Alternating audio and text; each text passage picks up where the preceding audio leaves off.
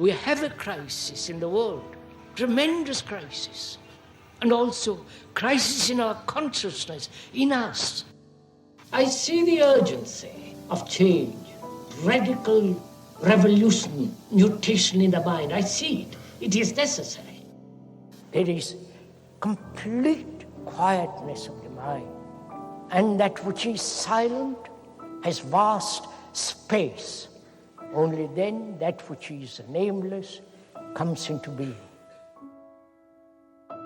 This is Urgency of Change, the Krishnamurti podcast.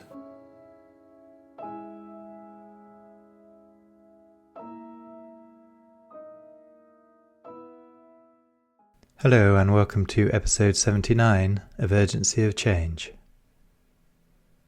Each weekly episode in this season of the Krishnamurti podcast is based on a major theme of the philosopher's talks, such as freedom, self-knowledge, beauty, intelligence, and meditation. Extracts from our archives have been carefully selected to represent Krishnamurti's different approaches to each of these universal and timelessly relevant themes. This week's theme is death. Upcoming themes are thought, psychological evolution, and loneliness. This podcast is brought to you by Krishnamurti Foundation Trust.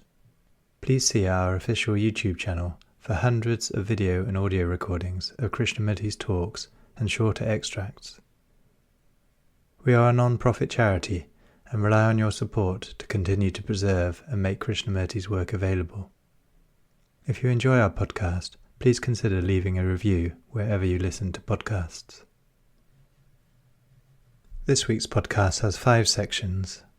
The first extract is from Krishnamurti's 6th talk in Ojai, 1981, titled, "What is the Meaning of Death?" What is the meaning of death? It's very important to ask this question, because it's part of our life. It's not something at the end of life.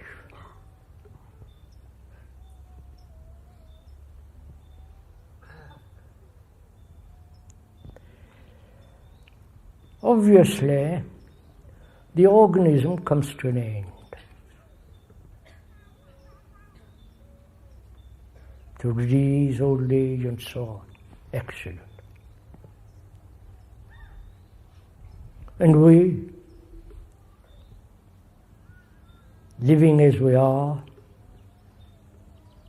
in conflict and misery, confusion, uncertainty, having faith in some fantastic projection of thought, cannot face that fact. What is death? What is the meaning? What is the beauty? What is the significance of it?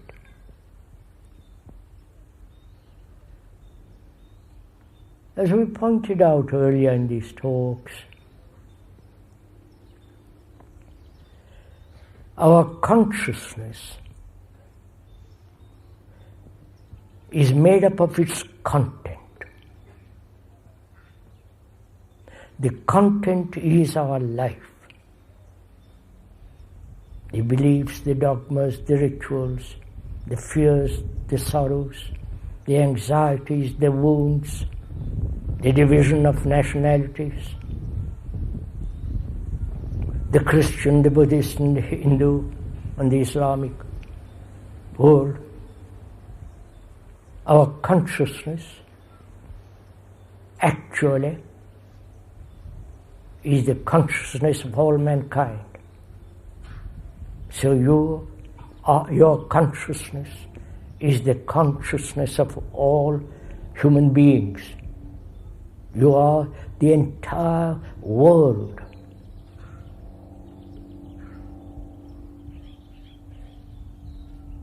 The world is you. You may have different skin.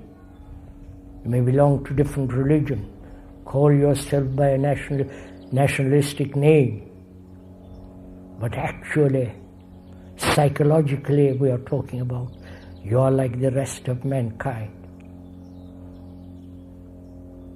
driven, uncertain, tremendously anxious, imitating, conforming, and so on, so on. So, when there is death, the organism dies. And that consciousness of mankind goes on. It's only those who free themselves from those contents of consciousness, they liberate themselves from that. They liberate themselves from the significance of death. So we must go and inquire very closely what is the meaning of death. Have you ever ended anything without explanation, without resistance, without seeking a reward or punishment? End something. Have you? Have you ever ended completely attachment? That's what it means to die, to end. You can't, when death comes, all that is cut off, your attachment to a person. So, the significance of death, in its most profound sense, is the ending. So a wise man doesn't wait for death to end, but ends, brings to an end fear, sorrow, attachment, loneliness, sorrow.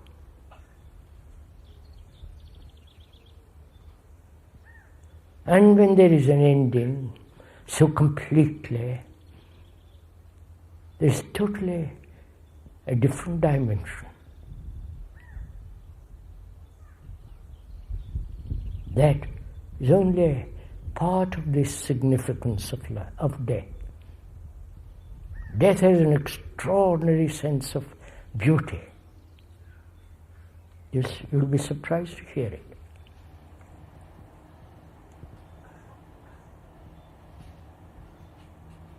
Because with death, the ending of something also is the beginning of something else, which is love. Yes, I'll show it to you. It's good to be skeptical. It's good to doubt. It's good not to accept anything anybody says, including the speaker, especially the speaker.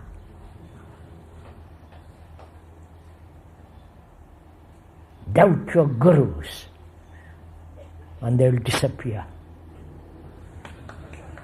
Don't clap, sir. Doubt your own beliefs, your own longings, your own desires, your own ambitions, your own sectarian spirit.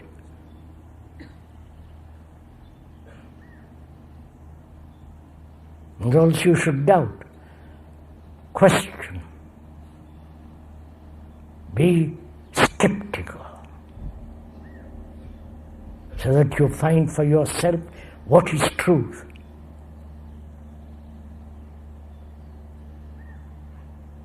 Not depend on anybody, the priests, the rituals, the authority, especially in the world of the spirit, in the world of so-called spirituality.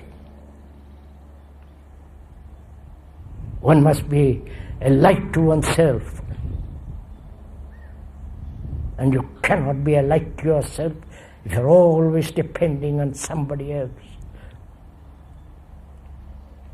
And this dependence, to end it,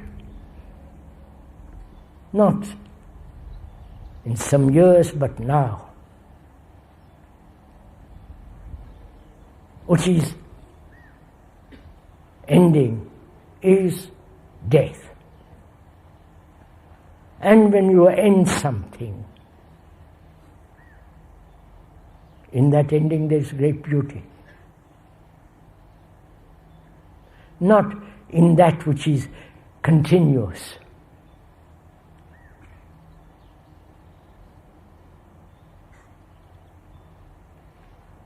So the whole idea of personal immortality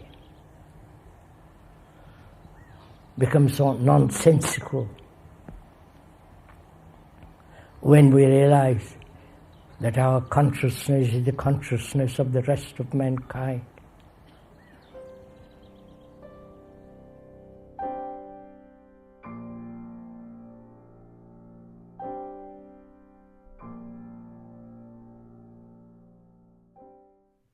The second extract is from the fourth talk in Madras, 1985, titled Living with Death. Have you ever asked yourselves whether you are wasting your life? Please ask it now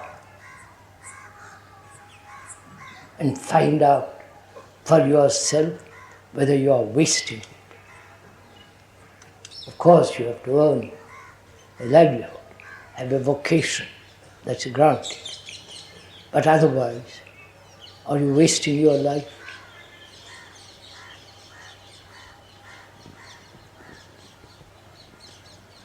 Spending energy in things that don't matter.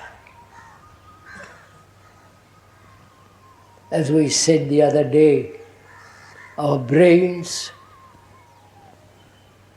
contain all memory.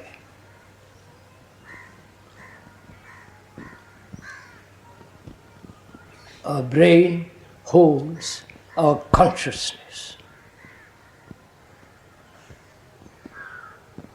Our consciousness makes up the content of our consciousness, makes the brain, makes consciousness. That is, the content, which is our anxiety, our fears, our beliefs, our superstitions, our faith, our quarrels, jealousy, hate, fears, sorrow, and the search for truth, all that is part of our consciousness. Right? Clear? Your consciousness is what you are. Your consciousness is not separate from you. You are consciousness. Your feelings, your emotions. What's the matter? It's your sentiments and so on. The whole of that consciousness is in turmoil, confusion, constantly changing, but it's limited. That consciousness is what you are. Right? This is a fact. Look at it. You don't have to accept what the speaker is saying. I'm sorry about my voice.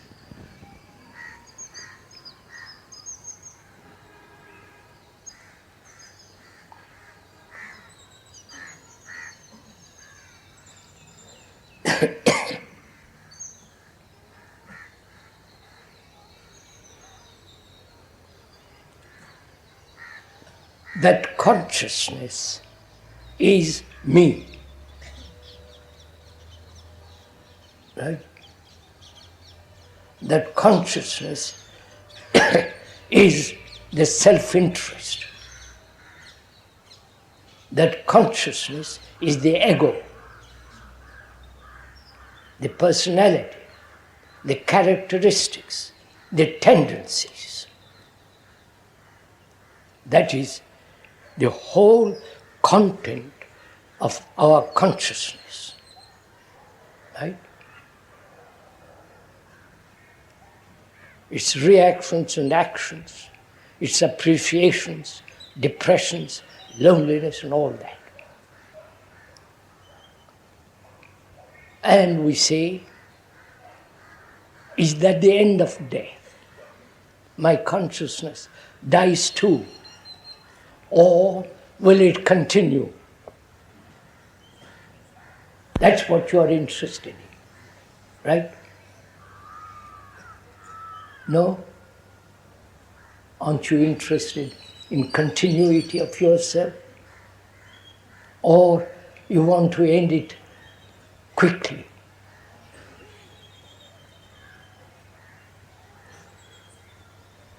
Surely we all want to think and long for a continuity. Otherwise you would never talk about reincarnation. Reincarnation implies that which you are now, not having all the opportunities, all the things, perhaps next life you will have it. A better house, more refrigerators, better cars, more power, or if you are religiously inclined, little more saintly, more moral, not so corrupt. But it's the same desire for continuity. Right? We all want to continue. We never questioned what it is to continue. You follow my question? We have never asked ourselves, what do I mean by continuity?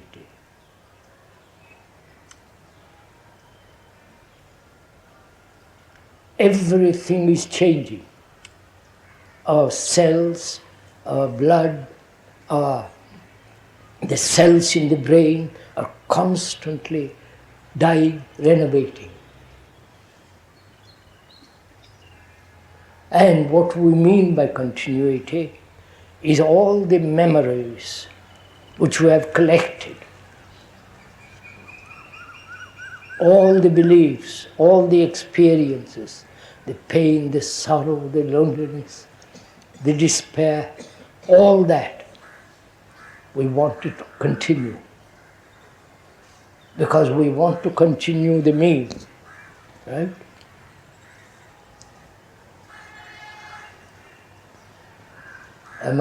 Is the speaker saying that something false or true? Don't become suddenly silent. Everybody longs for this continuity, which is continuity as security.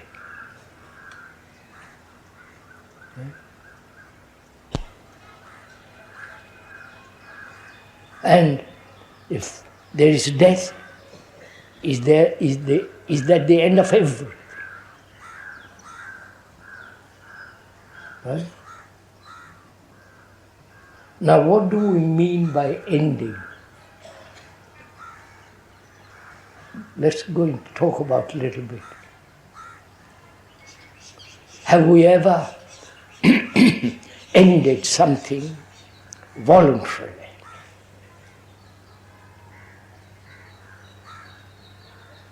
Your anger, your jealousy, your aggression. Have you ever said, I'll end it? Not tomorrow, but now, completely ended.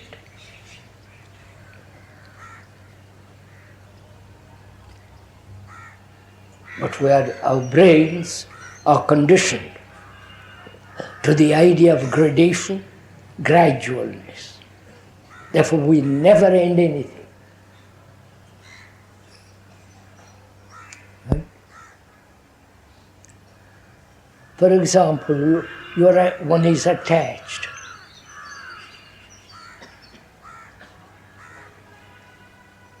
Attached to an idea, to an experience, to some form of ideal. Aren't you?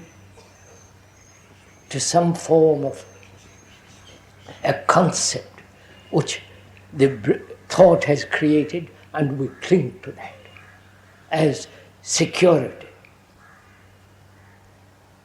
So that we are attached to a house, to the family, to a name. And where there is attachment, there is anxiety. There is fear. There is jealousy. Insurance and mortgage. All the implications of attachment. And death says that's the end of it. Right? I may be attached to my wife, to my friend, to my family, and death comes along and says, it's over. Right? Now, can you, and we want to remain attached all the time through next life. Right? I've lost my brother or my son, and I hope to meet him in next life. Right? Don't you feel all these things, or am I talking to myself about nothing? And there's a continuity in our life through attachment. Right? And to voluntarily say, I will end attachment. Have you ever done it?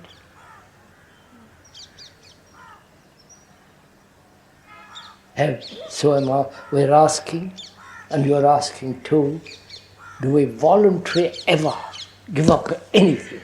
Not for a reward, for itself.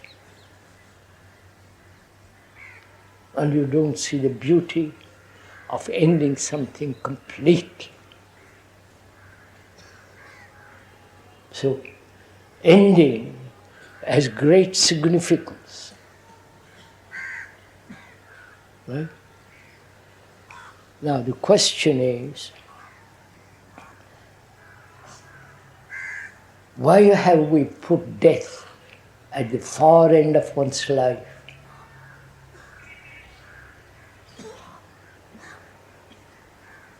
Because we cling to what is known. Death is unknown. And we rather live with all the turmoil we have, all the misery, the confusion, and the longings. We rather have that which we call life, living, and avoid death as far as possible, right? At the end of everything.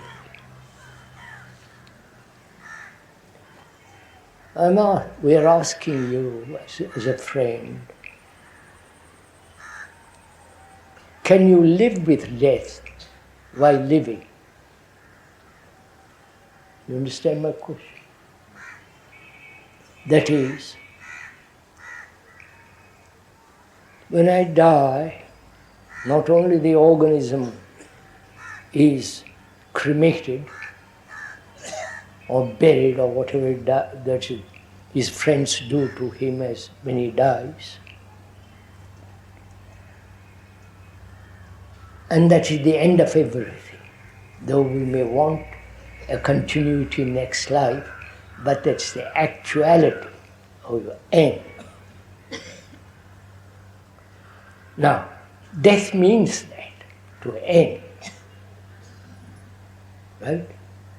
Can you live with death and together, life and death together? Have you ever asked that question? Will you ask it now as a friend? That to end attachment now, not in when you die.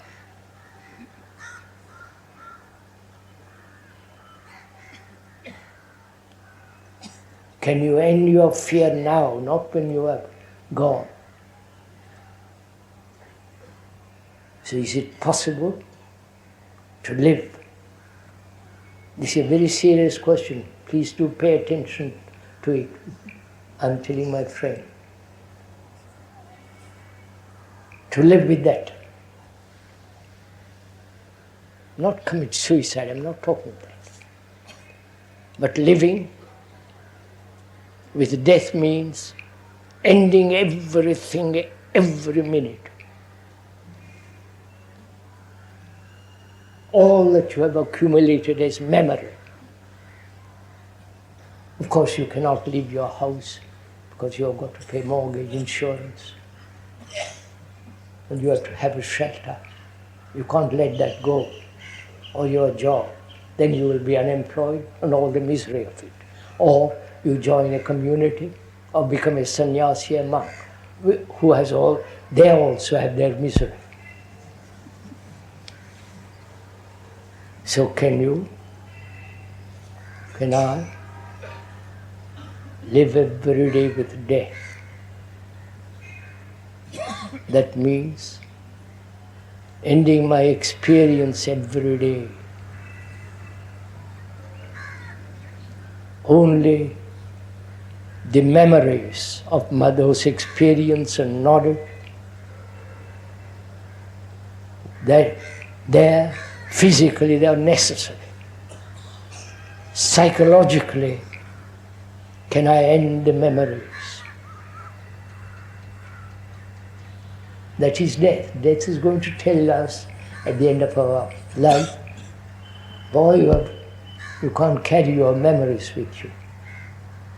So, to live with death all the time, it's a marvelous thing if you do it. This is not a reward. Because our memories are entirely in the brain, in the very cells of the brain. And memories which are the past is gone, dead. Memories are no meaning really. But yet we are full of memories, which is our knowledge. You understand? This is very important. Can you end knowledge today? Not the knowledge of doing carpentry and technological things, but the memories, the knowledge that you have carried. Can you? I'm asking my friend who is sitting beside me. I'm asking him. You have to have memories to do certain things in the physical world. psychologically don't carry a single memory. You understand? Not a single hurt. Not a word of hate or the feeling of hate or seeking power, position. Power is evil.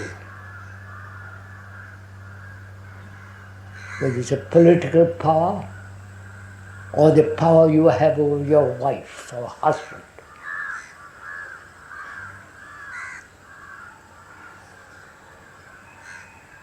Any form of power or near power, being near a power is evil, ugly.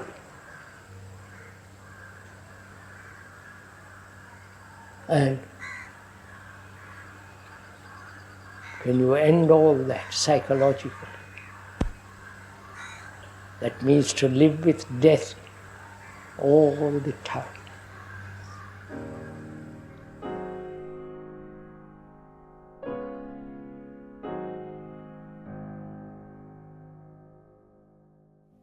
The third extract is from Krishnamurti's second question and answer meeting in Saanen, 1982, titled, "What is it that dies?"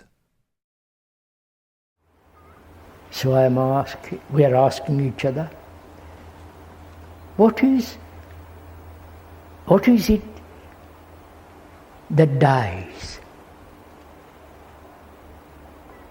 Now this becomes a rather complex question. My friend and I have time. It's Sunday morning and no work, so we can sit down and go into it.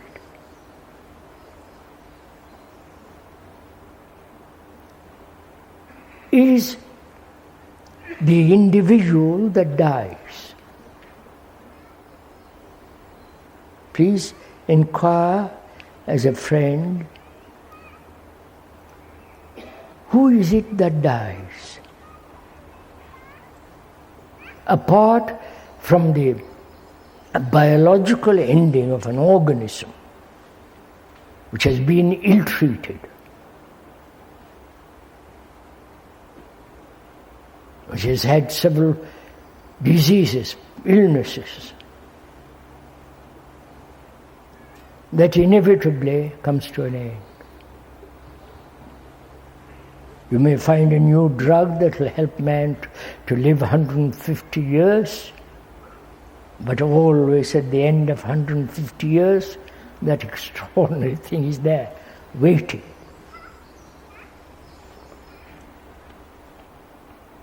Is my consciousness, the whole of it, with all its content, is it mine?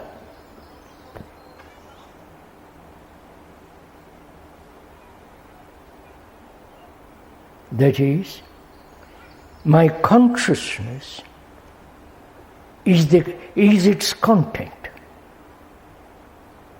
The content is my belief, my dogmas, my superstitions, my attachment to my country, patriotism, fear, pain, pleasure, sorrow, and so on, is the content of my consciousness and yours. So both of us sitting on that bench recognize this fact that the content makes up consciousness. Without the content, consciousness as we know it doesn't exist. Right? So my friend and we see the logic of it, the rationality of it, and so on. We agree to that. Then, is this consciousness which I have clung to as mine, and my friend also clings to it, calling ourselves individuals, is that consciousness, unlike other consciousness. Right? Please be clear on this point. That is, if you are lucky to travel, observe, talk over with other people, you will find that they are similar to yours. They suffer, they are lonely, they have 1,000 gods, so you may have one god. They believe, they don't believe, answers, and so on. Almost similar to yours. Though on the periphery, there may be varieties. On the outskirts of our consciousness, you may be tall, you may be short. You may be very clever, you may be scholarly, you have read a great deal, you are capable. You have a certain technique, efficiency. It's all on the periphery, on the outside. But inwardly, we are similar. Right? This is a fact. Therefore, our conditioning which says we are individuals, separate souls, is not a fact. This is where my friend begins to squirm. Because he doesn't like the idea that he's not an individual.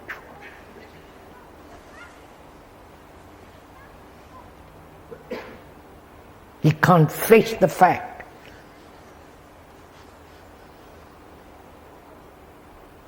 Because all his conditioning has been that.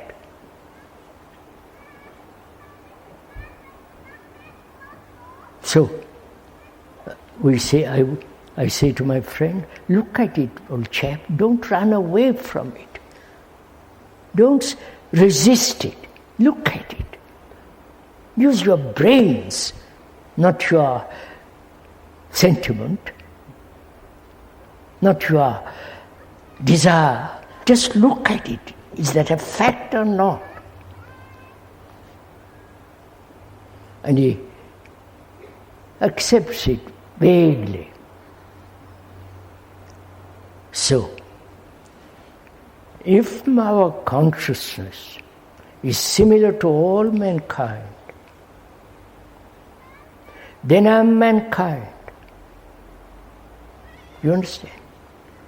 Please understand the depth and the beauty of this. If I am the mankind, the entire mankind, then what is it that dies?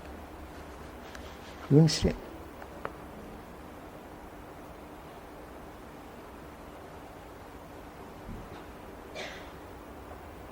Either I contribute, either I move away from that entire consciousness, which is me, I cleanse the whole, my being from that, right? That I am not individual, that I am the whole of humanity.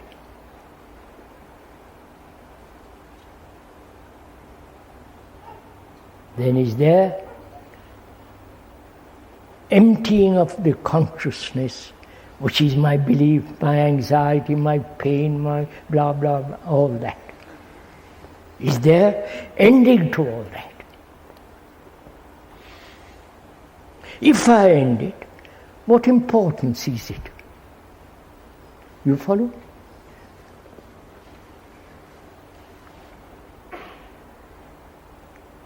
What importance is it? Or what value to humanity is it? I am the humanity, I am asking this question. What value, what significance has this when, after a great deal of intelligence, love and I observe this, and There, in that observation, there is the total ending of of those contents. Has it any value? Value in the sense of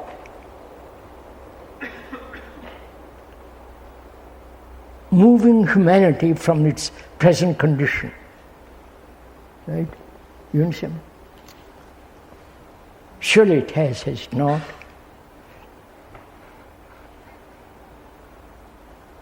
One drop of clarity in a bucket of dirt, confusion, messy, that one drop begins to act. And he, questioner, my friend says, I'm beginning to understand the nature of death. I see that the things I'm attached to, if I hold on to them, death has a grip on me. If I let them go each day as they arrive, I'm living with death. You understand? Death is the ending. So I'm ending while living everything that I will lose when I die. Right? So can question my friend asks, can I let go every day my accumulation? End. So that I'm living with death and therefore a freshness. Not living in the past in memories. Right? So from this arises a very complex question. What is immortality?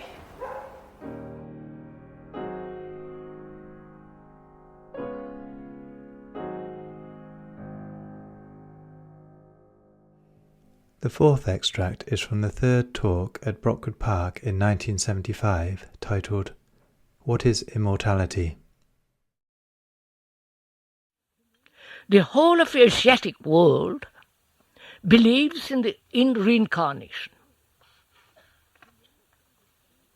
They have proofs for it. They say so at least. That is, what's this thing extraordinary?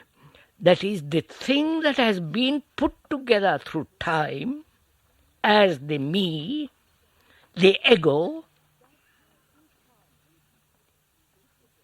that incarnates till that entity becomes perfect and is absorbed into the highest principle, which is Brahman or whatever you like to call it. You following all this? Does this interest you? I don't know, it doesn't matter.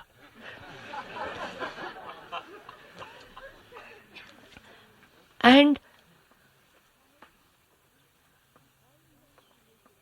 time, please, time has created the center, the me, the ego, the personality, the character and so on, the tendencies, and through time you're going to dissolve that very entity.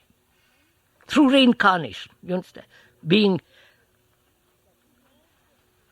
You see the absurdity of that thought has created something as the me, the center, and through evolutionary process, which is time, you will ultimately dissolve that and be absorbed into the highest principle. And yet they believe in this tremendously. The other day I was talking to somebody who was a great believer in this. He said, if you don't believe it, you're not a religious man. And he walked out.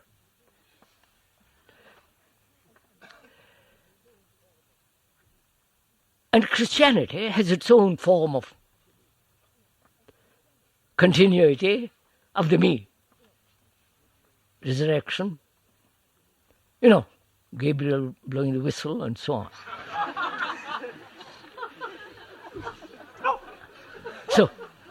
So you have all these principles.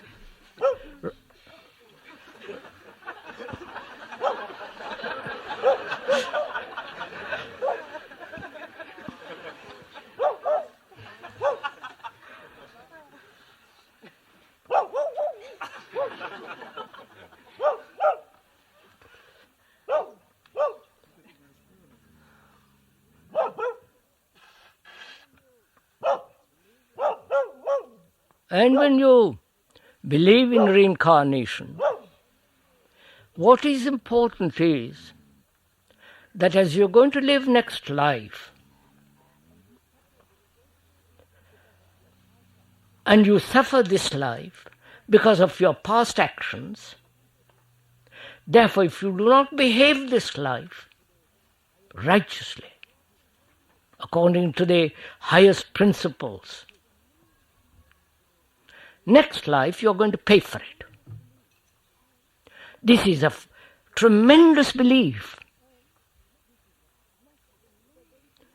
And naturally they don't behave. They just carry on like everybody else. Cruel, bitter, angry, jealous, vain, arrogant, full of bitterness, just like everybody else. So what is important is if one actually, really, basically is committed wholly to that belief, it means that you must behave rightly, accurately, with tremendous care now.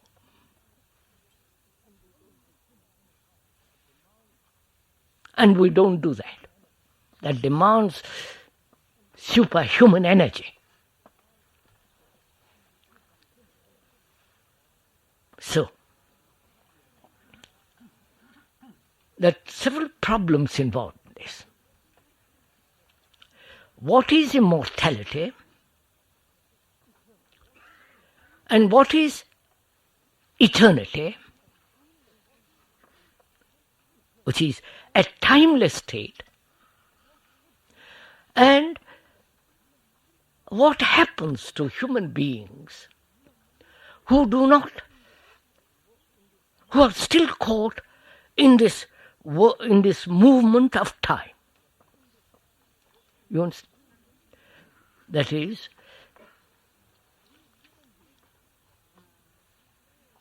we human beings live an extraordinarily complex, irresponsible, ugly, stupid lives. We are at each other's throats. We are battling about beliefs. We are authority, politically, religiously suppressed all freedom. And our daily life is a series of endless conflicts. And we want that to continue.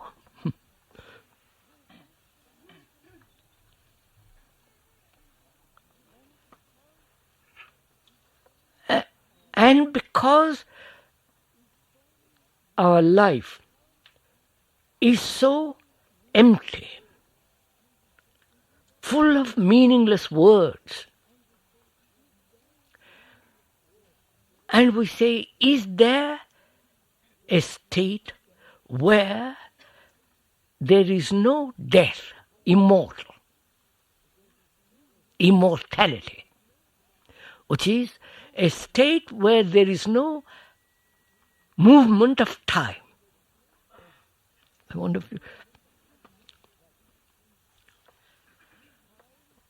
that is, time through centuries has created the idea of the self.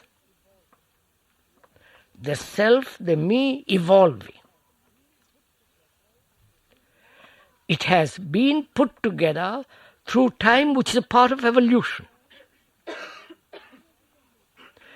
And there is inevitably death, and with the ending of the brain cells, thought comes to an end. Therefore, one hopes there is something beyond with the me, the super consciousness, the super ego, a spark of God, spark of truth that can never be destroyed. And therefore that continues. And that continuity is what we call immortality. That's what most of us want. If you don't get it through some kind of fame, you want to have immortality, sitting next to God who is timeless. The whole thing is so absurd. So is there a continuity? Is there something which is not of time, which has no beginning, no end, and therefore timeless, eternal?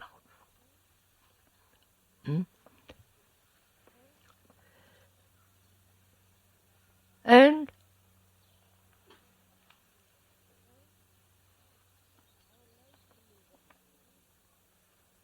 our life being what it is,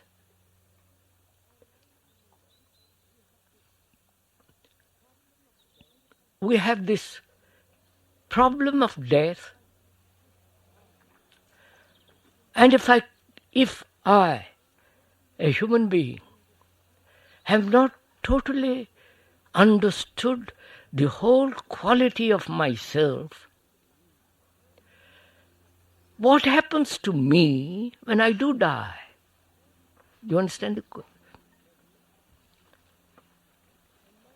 That is, a man, a human being, who has totally resolved the center, the me, through understanding himself, through studying himself, inquiring into himself, not according to any philosopher, to any psychologist, analyst, those are all too childish. Understand himself and therefore understand the world, because he is the world. And is that the end of me? I am not understood. If I have understood myself totally, then that's a different problem, which we'll come to. If I am not understood myself totally, not intellectually, I'm not using the word understand intellectually, but actually aware of myself without any choice, all the content of my consciousness,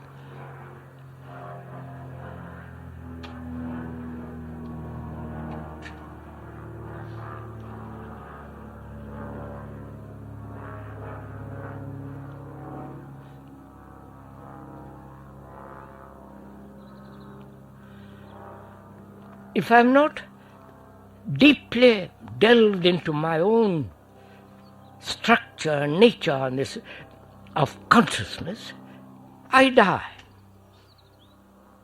What happens?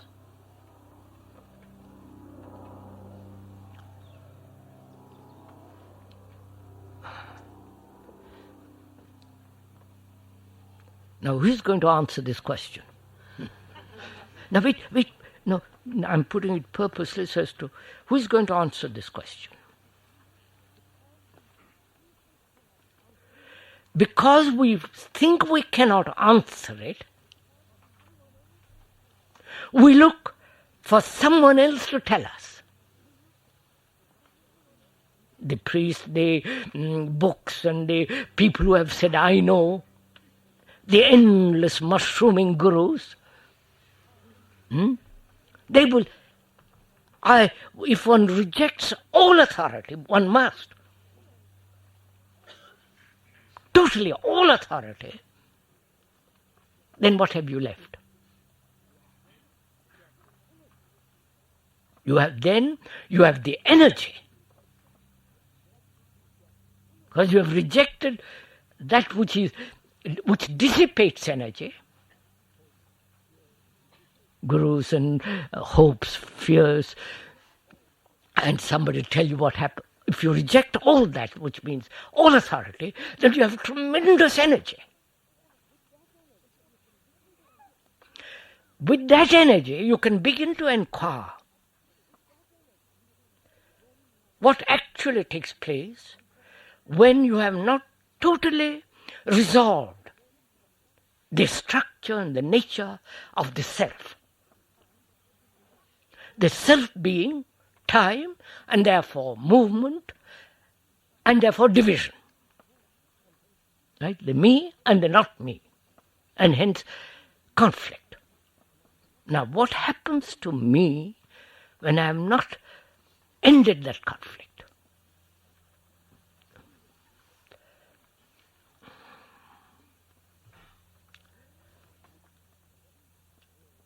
You and I and the rest of the world, if the speaker has not ended it, the rest of us, what happens to us? We're all going to die. I hope not soon, but sometime or other. What's going to happen? When we are living, as we are living, are we so fundamentally different from somebody else? You may be more clever, greater technique, have greater knowledge of technique. You might be more learned. You might have certain gifts, talents, inventiveness, not creativeness. Difference between inventiveness and creation are two different things. You and another are exactly like, basically. The color may be different, taller, shorter, but in essence you are the same. So, while you are living, you are like the rest of the world in the same stream, in the same movement. Right? And when you die, what happens? You go on in the same movement. I wonder if you understand this, what I'm saying. It's only the man who is totally aware of his conditioning, his consciousness, the content of it, and moves and dissipates it. He's not in that stream. I wonder if you... Am I making this clear? That is, I am greedy, envious, ambitious, ruthless, violent. So are you.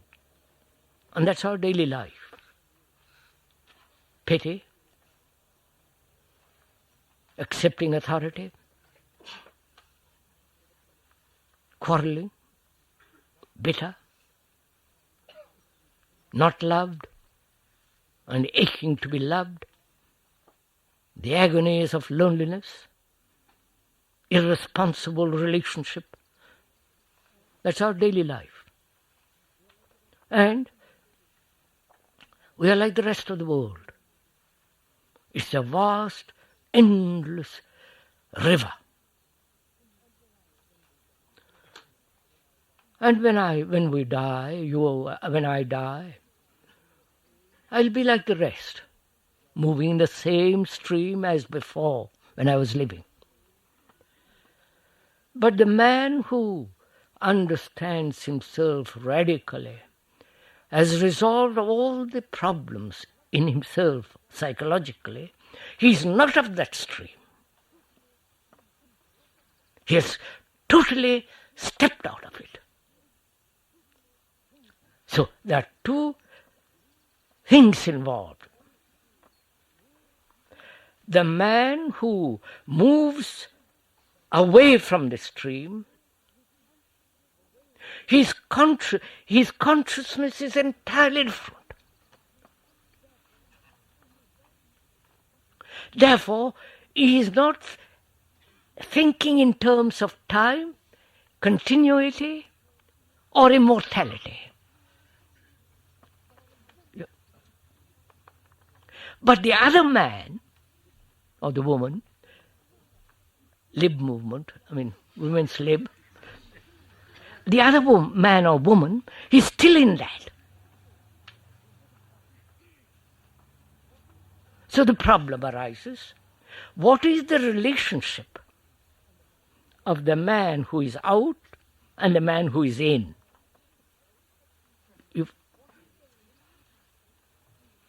What is the relationship between truth and reality? Reality being, as we said, all the things that thought has put together. Reality means, in essence, the root meaning of that word is thing. And living in the world of things, which is reality, we want to establish a relationship with a world which has no thing, which is impossible.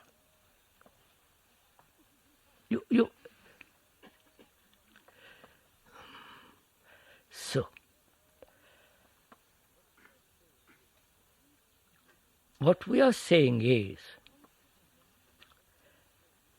consciousness, with all its content, is the movement of time. In that movement, all human beings are caught. And even when they die, that movement goes on. But it is so. It is a fact. And the man or the woman, the human being, not man and woman, cut it out. The human being who sees the totality of this, that is, fear, pleasure, and the enormous suffering which man has brought upon himself and created that suffering for others, the whole of that, and the nature and the structure of the self, the me, the total comprehension of that, not actually, then he's out of that stream.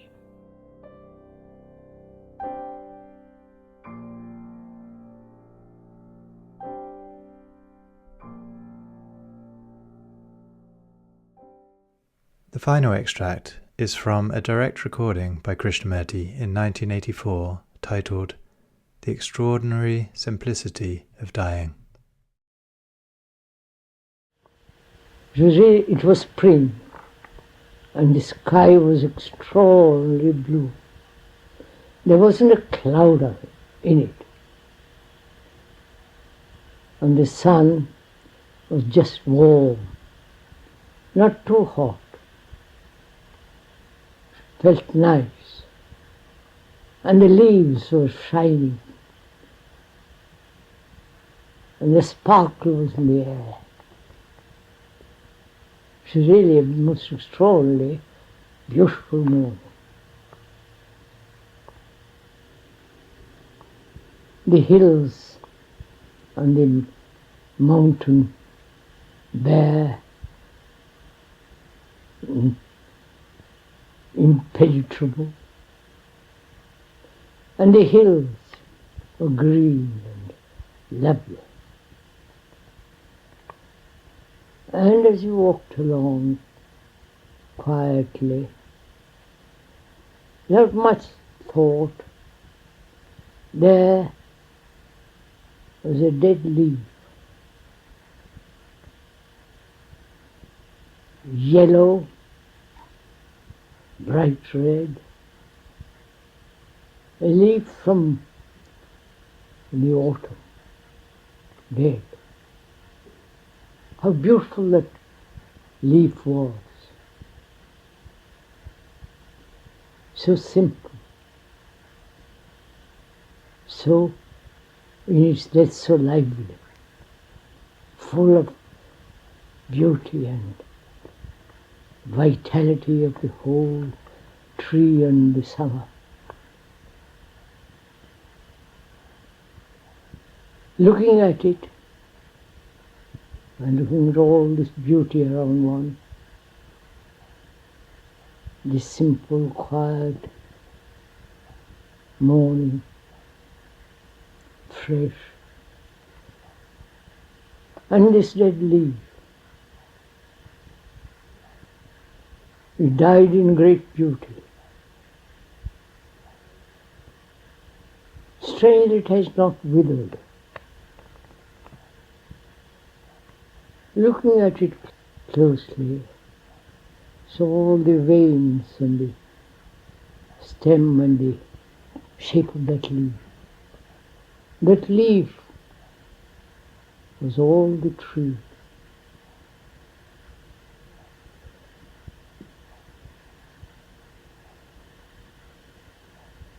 Why do human beings die so miserably,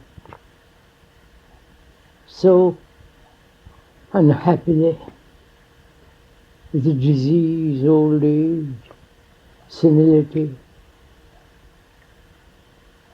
body shrunk, ugly? Why can't they die naturally and as beautifully as that leaf? As this leaf, rather. What's wrong with us? In spite of all the doctors and medicines and hospitals, operations and all the agony of life, and the pleasures too, we don't seem to be able to die with great dignity, simplicity, and with a smile.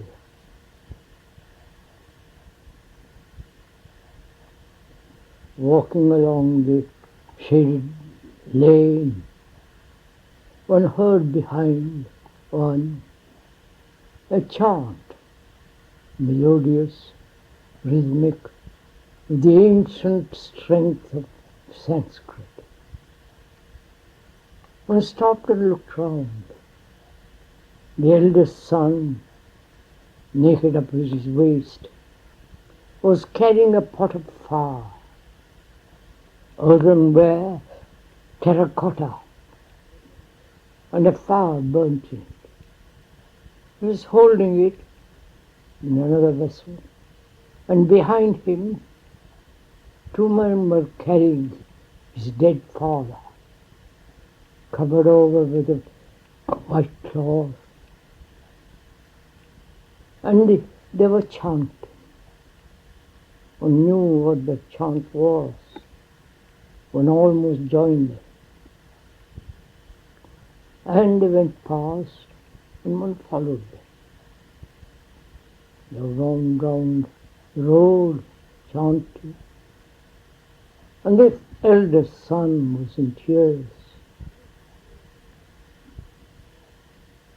And they carried him to the beach, where they already collected a great pile of wood, and set the body on it, top of that heap of wood, and set it afire. It was all so natural, so extraordinarily simple. There were no flowers, there were no hearse, there were no black carriages with black horses. It was all very simple, quiet, and utterly dignified.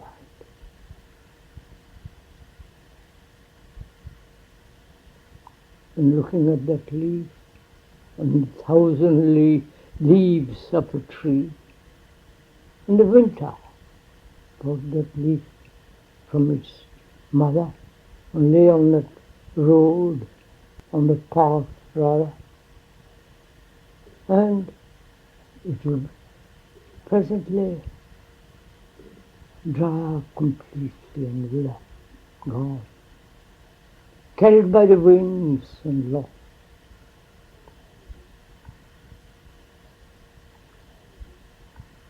One should teach children, as you teach mathematics, how to write and read, and all the business of acquiring knowledge. The children should also be taught the very dignity of death, not as a morbid, unhappy thing that one has to face eventually, but something of daily life. The daily life when you look at the blue sky and the grasshopper on a leaf. It is part of life. As you eat, as you grow teeth and have all the discomfort of childish illnesses, and the extraordinary curiosity the children have to see the nature of death, not explain it as that everything dies and dust to dust and so on, without any fear, to explain to them gently and make them feel that life, the living and the dying, is all one. Not at the end of one's life, after 50, 60 years, or 90, but death, dying, is like that leaf. Look at the old men and women, how decrepit, how lost, how unhappy, and how ugly they look. Is it because they have not really understood neither the living nor the dying? They abuse life. They waste away their life. The incessant conflict, which only emphasizes and gives strength to the self, the me, the ego.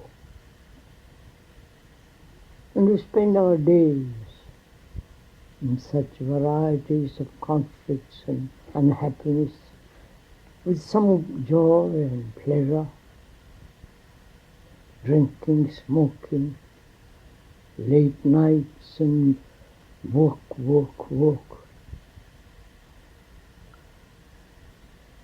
And at the end of one's life, face that thing called death and get frightened about it. One thinks it can all this be understood, felt deeply. And the child with his curiosity can be helped to understand that death is not merely the wasting of the body through disease, old age, and some unexpected accident, but the ending at every day, the ending also of oneself every day. There is no resurrection, that's superstition, a dogmatic belief. Everything on earth, on this beautiful earth, lives, dies, comes into being, and withers away. To grasp this whole movement of life requires intelligence, not the intelligence of thought or books or knowledge, but the intelligence of love and compassion with its sensitivity. One thing one is very certain,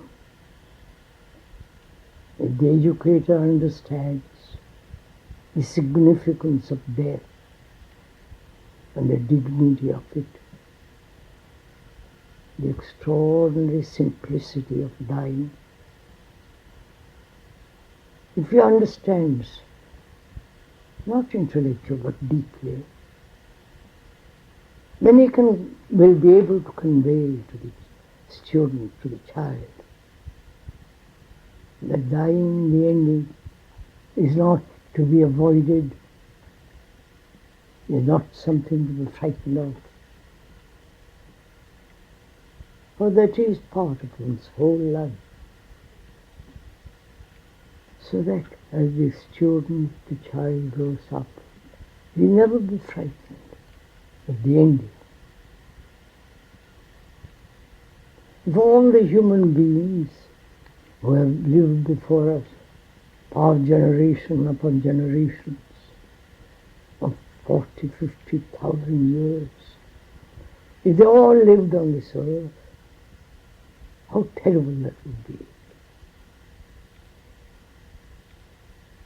The beginning is not the ending. And no one would like to help. No, that's the wrong word, to help.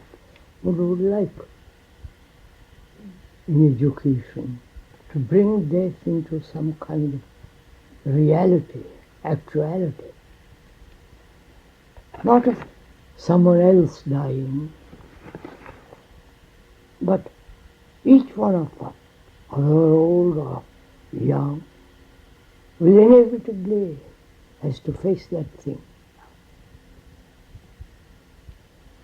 It is not a sad affair of tears, of loneliness, of inseparable separation. We kill so easily, not only the animals for one's food, but the vast unnecessary killing for amusement called sport. Killing a deer because that's the season. Killing a deer is like killing your neighbor.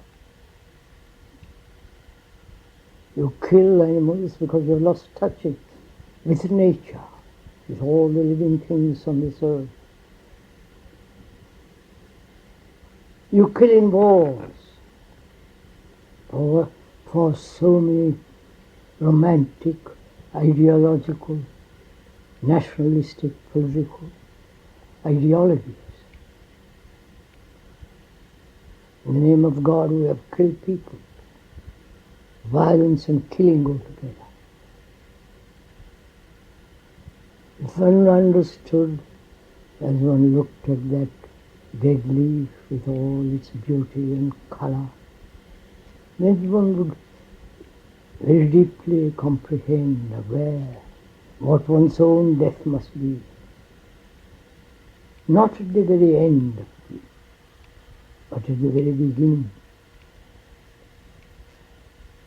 Death isn't some horrific thing, something to be avoided, something to be postponed,